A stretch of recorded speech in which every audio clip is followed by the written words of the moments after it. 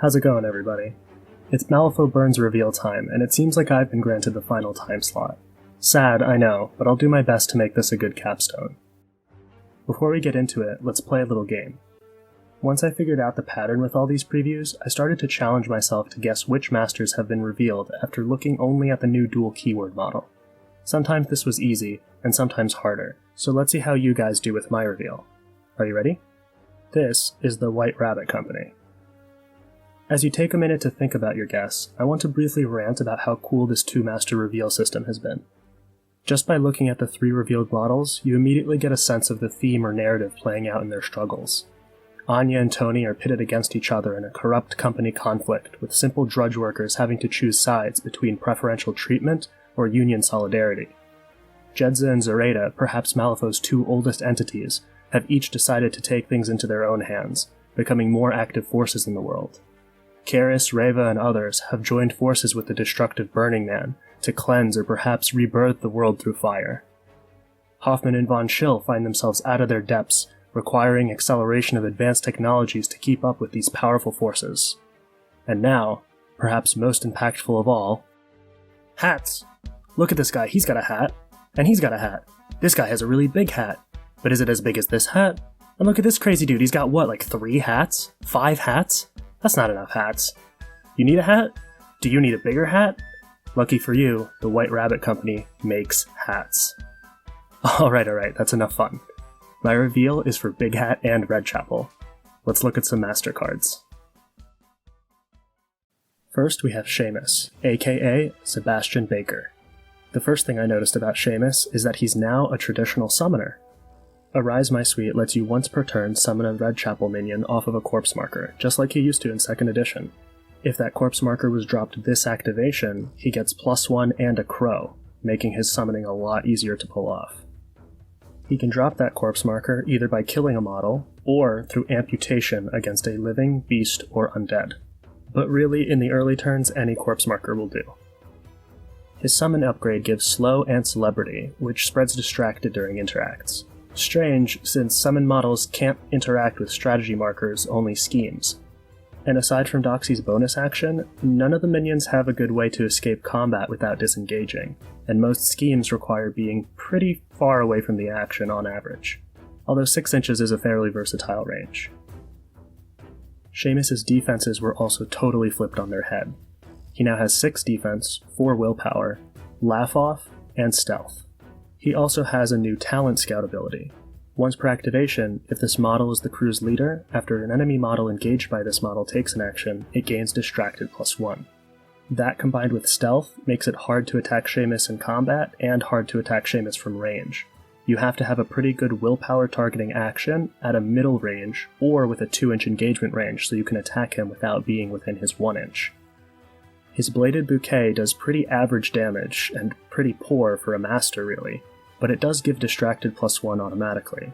And in addition to the amputation trigger, Bloody Display can push nearby enemy models if they don't succeed on a TN 14 willpower duel. That's going to be really hard to succeed on, especially with all the negatives to willpower duels that Redchapel can give out. That doesn't really give a full picture of how much damage Sheamus can actually do. For one, his Right Behind You ability gives him a +flip to all attack actions as long as there's no other enemy models near him. And he still retains his Why Hello Love ability, making it so that any enemy model that moves into his engagement range out of activation, he gets a free attack against. How does he isolate these models so that he can pounce on them? Well, with his only bonus action, Take by the Hand. We've seen this action before, but Sheamus's has an execute trigger, and remember that as long as there's no enemy models within 3 inches of Sheamus, he gets an automatic built-in plus. Finally, we have the Urban Legend tactical action. A 6-inch aura that gives Sheamus until the end phase. After an enemy model within range gains distracted, it suffers 1 damage. Not only do a ton of Redchapel models add distracted to enemies, but this makes Sheamus's own attack an effective 3-4-5. The Alone in the Dark trigger says, until the end phase, enemy models within range ignore and are ignored by all enemy auras, and when targeting or targeted by other enemy models with an action, the action suffers a minus. This is like a soft, hostile work environment aura, combined with making enemy models immune to their buff auras. Against some crews, this is going to be devastating. What's most devastating though is the following combo. Keep in mind that during all of this, right behind you is going to give Sheamus plus flips to basically everything. Sheamus charges an enemy model that is living, undead, or a beast. He attacks with Bladed Bouquet and gets an amputation trigger, dropping a corpse marker basically behind them. He then uses Arise My Sweet to summon a Rotten Bell behind the enemy. He attacks with Bladed Bouquet again, triggering Bloody Display and pushing the enemy into the Rotten Bell. The Rotten Bell gains fast due to Pounce, and Sheamus gets another free attack thanks to Why Hello Love. He then uses Take by the Hand to pull that same enemy back a little bit, giving the bell fast again, and since the original fast cancelled with the original slow from summoning, now the bell is actually fast. He also gets another attack for free, and if he triggers Bloody Display again, he pushes that model back into the bell and triggers another attack, because Why Hello Love is not once per activation. That's disgusting. If the new Sheamus does have any downgrades compared to the original, it's that he doesn't have a ranged attack, and that he's now very slow, having only a movement of 5 and no abilities that really move him other than Take by the Hand. But with all the Redchapel bells pulling your crew in, is that really gonna matter? I don't know, guess we'll find out.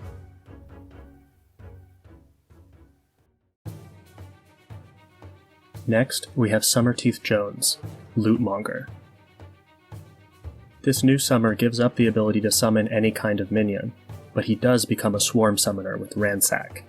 Once per activation, before a scheme marker would be removed by a friendly Big Hat model within 10, that model may discard a card to summon a Bayou Gremlin into base contact with the marker. Now, you might think, oh, I'm only going to have about 6 cards in hand, maybe a few more if I draw them. But remember that those Bayou Gremlins have Demise Expendable, giving you a card draw every time they die. So every time you do this, you cycle a weak card for a strong one, and there's no end to the amount of Bayou Gremlins you can summon, although still once per activation. You are going to need a lot of scheme markers to fuel this, so it's a good thing Summerteeth Jones can spot the goods. After an enemy model within Aura 10 cheats Fate, if the value of the cheated card is 8 or higher, this model may drop a scheme marker into base contact with the enemy model. This is probably best used when your opponent is trying to assassinate one of your friendly models, because his bonus action, Pillage, allows you to remove up to 2 scheme markers within 3 inches of a friendly. For each marker removed, the target heals 1 and gains shielded +1, probably protecting it from outright dying after sustaining a lot of damage. And if 2 markers are removed this way, add a Soulstone to this crew's Soulstone pool. And keep in mind that if Summer hasn't removed a scheme marker yet this activation, he'll also summon a Bayou Gremlin. Speaking of survivability, Summer himself isn't unkillable, but he is pretty tanky. His 5/5 stats are effectively 6/6 as long as he's near Lenny, and with 12 health and hard to wound, you have to chunk him down quite a few times in order to get him dead. He no longer has his Squeal trigger, nor does he have Bayou 2 card, but he does keep Bayou Bash, and also he has something to replace Bayou 2 card. Work together, would ya? When a friendly Big Hat model within Aura 10 declares an attack action, another friendly Big Hat model within Aura 3 of it, meaning within Bayou Bash range of it, may gain slow.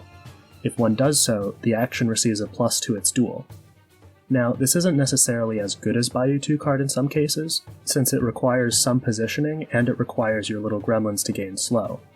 However, in other cases, like when shooting through friendly fire or through concealing terrain, it's going to really matter because that plus flip you can actually benefit from, as opposed to with Bayou 2 card, you can't cheat because you're on a negative.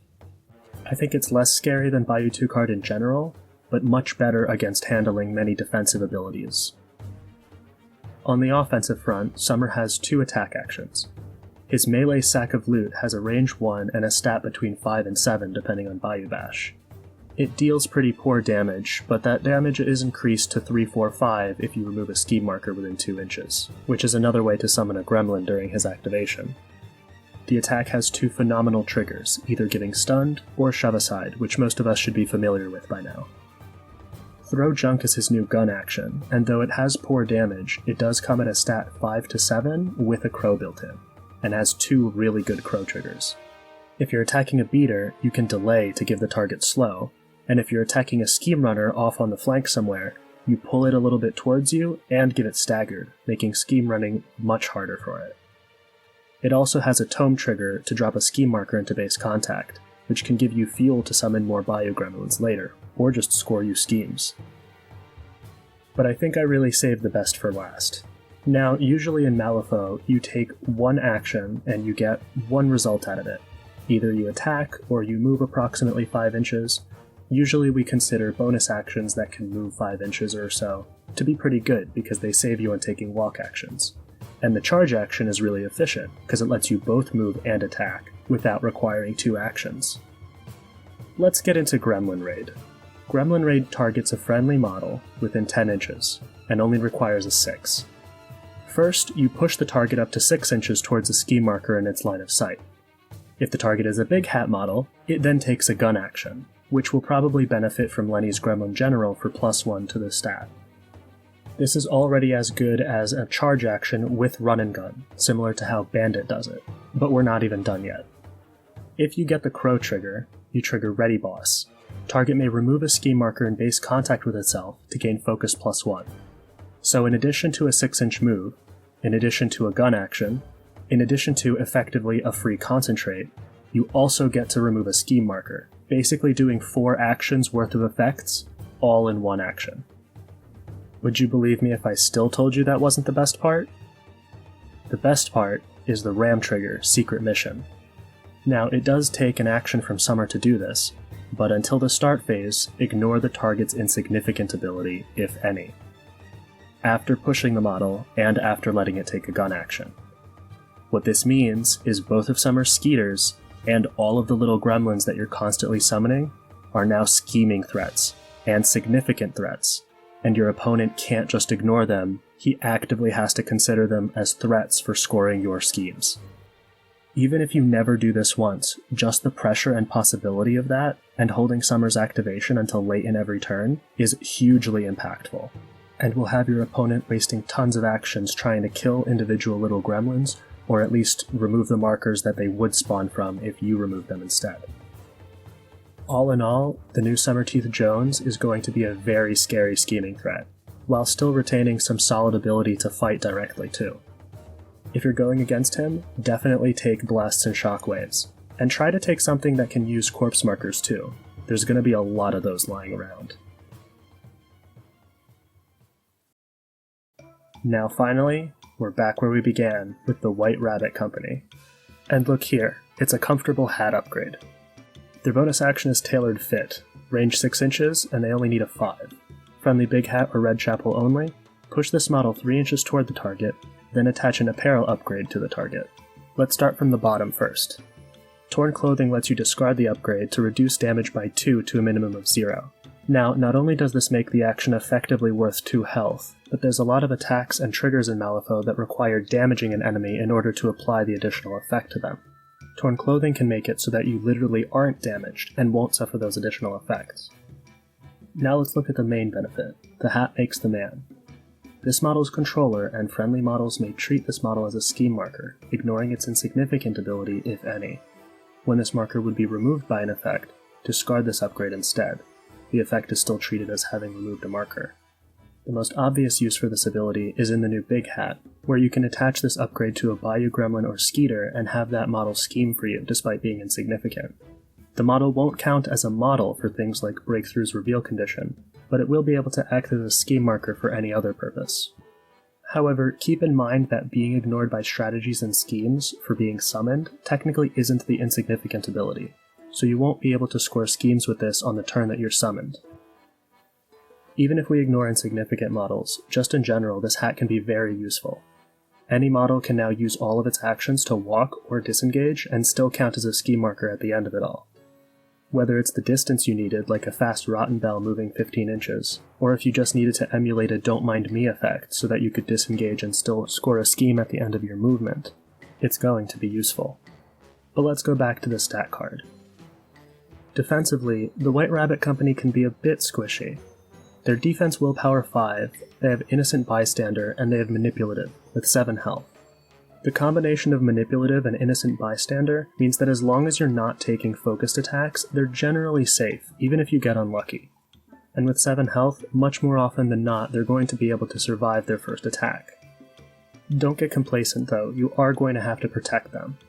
They're a little bit better with Big Hat, since Lenny effectively makes them defense willpower 6, but it's not too much better. especially because that chatty aura and the hats are going to make this a prime target for your opponent. And if it doesn't, well, let's see what else they can do. Local Haberdashery is a Bayou Bash-like ability. When this model declares an action, if it's within 3 of 2 or more friendly Big Hat or Redchapel models, it may add 1 suit to its duel total, once per activation. So effectively, when it activates, it's going to get any one of its suits for free. For instance, it can guarantee you the Tome on Tailored Fit for Visions of Glamour. Enemy models within 2 of the target gain Distracted +1. An Irresistible Distracted Pulse is pretty scary, especially on a model whose weakness is taking focused attacks. The White Rabbit's ranged attack is Beckoning Call. Move the target's move towards a friendly model in its line of sight, and it has 2 triggers, one to drop a scheme marker into base contact with the target, and one to increase the movement by 2 inches, and give it staggered. This is another source of luring for Redchapel, whereas in Big Hat it can be used on friendly models to bunch them together for Bayou Bash and get a scheme marker nearby. The stat is only 5 though, so on friendlies it needs a 7, and on enemies you might miss, which would really suck after committing your once per activation suit to this action. Most dangerous of all is White Rabbit's melee attack, Needle and Thread. It only has a 0-inch range, but it comes at a stat 6, and remember you can guarantee a suit. It does a middling 1-2-4 damage, although it can guarantee a straight flip if you're attacking a model with staggered. But more importantly, it makes it so that you either have to discard a card, or you can't declare actions on your stat card until the end phase. Combine that with Execute, and now you have to discard 2 cards, or a card in a Soulstone. And now combine that with a Chatty Aura, and that's a lot of pressure on your opponent's hand. They can even Beckoning Call an enemy with a mask to pull the enemy forward and give it staggered, and then charge it with Needle and Thread. Or they can Tailored Fit, Walk Charge, and try to kill something around 10 to 13 inches away. The only downside being that Needle and Thread's effect only lasts until the end phase, so unless you find a really good opportunity, it's oftentimes going to result in White Rabbit Company dying, because they're no longer manipulative. All in all, White Rabbit Company is a pretty good utility piece, although they do suffer from some squishiness. They can do a lot of work for you if you protect them properly. And there you have it, the Malifaux Burns preview for Big Hat and Redchapel. If you enjoyed and you'd like to hear more from me, subscribe to the channel. I have an extremely long series that reviews the Explorer Society already, and I'll be doing a lot more content for Malifaux and other games in the future. Even if you don't, I hope you're as excited for Malifaux Burns as I am. See you guys later.